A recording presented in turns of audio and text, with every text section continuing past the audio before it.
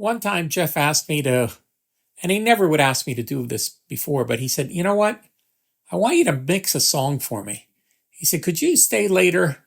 You got the studio to yourself. Set things up, mix me a song.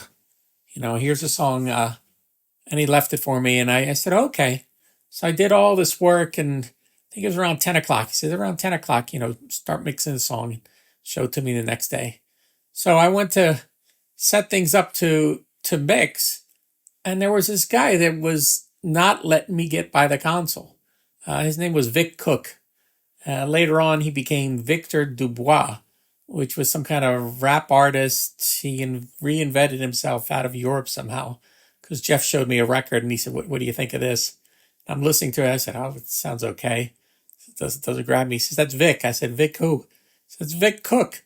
He's Victor Dubois now." But anyways, before he was Victor Dubois, he was always at the studio eating something and just hanging out, really not contributing at all.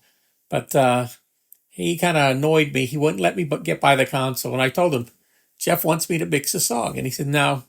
And he just stood in front of the console, wouldn't let me get near it. No way, no how.